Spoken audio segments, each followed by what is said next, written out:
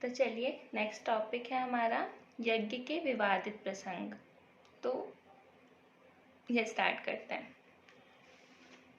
यज्ञीय प्रक्रिया का विशेष उल्लेख तो यजुर्वेद खंड में किया गया है, अस्तु उससे संबंधित भ्रांतियों का समाधान भी उसी में दिया गया है।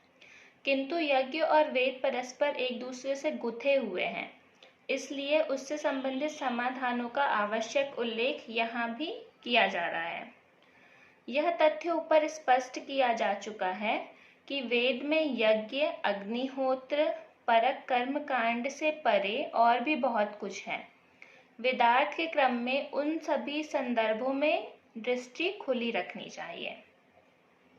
मेधा, मेध शब्द को लेकर अनेक भ्रांतियां फैली हुई हैं। वेद में यह शब्द बार बार प्रयुक्त भी हुआ है, इसलिए उस संदर्भ में दृष्टि स्पष्ट कर लेनी चाहिए। निघंटु में यज्ञ के 15 नाम गिनाए गए हैं, उनमें एक नाम मेध भी है। अस्तु वेद में मेध का अर्थ यज्ञ ही मानना उचित है। यहाँ लोग यज्ञ में मेध का अर्थ हिंसा करने का प्रयास करते हैं। किंतु स्मरणीय है कि निघंटु में यज्ञ का एक नाम अध्वर अर्थात हिंसा रहित कर्म भी है। अस्तु हिंसा रहित कर्म में मेध का अर्थ हिंसा परक करना अनुचित है।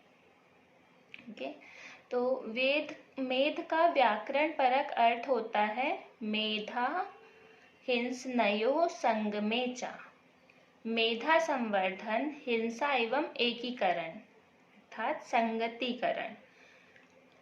अध्वर के नाते हिंसा परक अर्थ अमान्य कर देने पर मेधा संवर्धन तथा एकीकरण, संगतिकरण ही मान्य अर्थ रह जाते हैं। यज्ञ एवं वेद दोनों की गरिमा के अनुरूप है।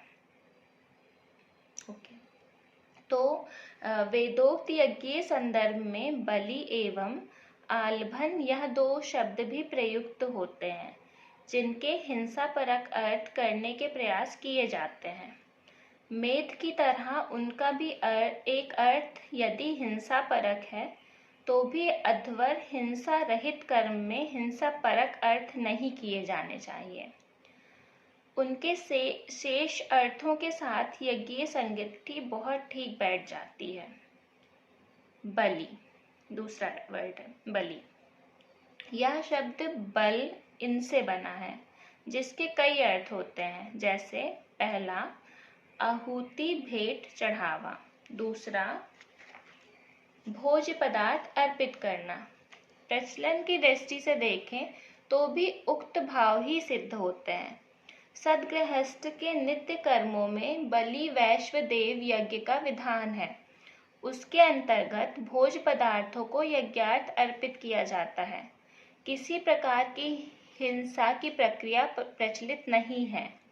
श्राद्ध कर्म में गौ बलि, कुक्कुर बलि, काक बलि, पिपीलिकादि बलि आदि का विधान है। उसके अंतर्गत संबंधित प्राणियों का वध नहीं किया जाता, उनके लिए भोज पदार्थ ही भेंट किया जाता है। पर्सपेक्टिव चेंज हो रहा है। चलिए नेक्स्ट वर्ड है आलभन। इसका भी हिंसा परक अर्थ छोड़ देने पर अन्य अर्थ होते हैं, स्पर्श करना, प्राप्त करना आदि।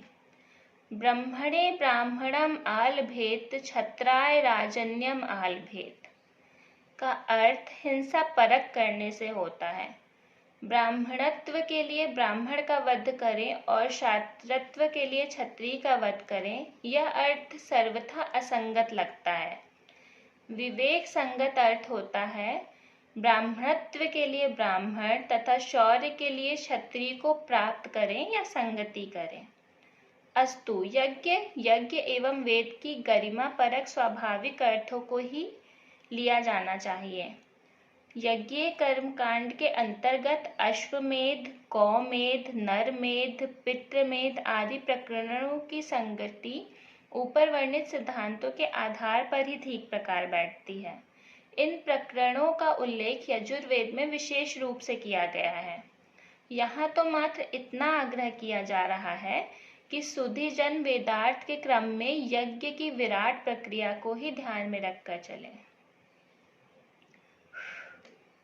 इतना सब ट्रस्ट में मुझे भी नहीं पता था, इसीलिए इतना कहा जा रहा है कि वेदों की ओर लौटो, खुद से पढ़ो, खुद से जानो। तो यहाँ मैं खुद से पढ़कर आपको बताने की कोशिश कर रही हूँ कि क्या लिखा है हमारे शास्त्रों में। ये मैं बुक से ही पढ़ रही हूँ, और सच में मुझे भी नहीं पता था कि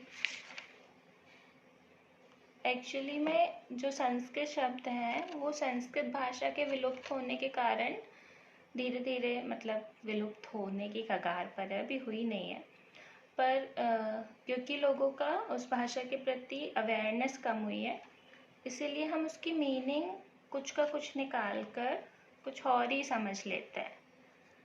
तो चलिए इसी तरह आगे और समझेंगे, और मिलते हैं नेक्स्ट वीडियो में।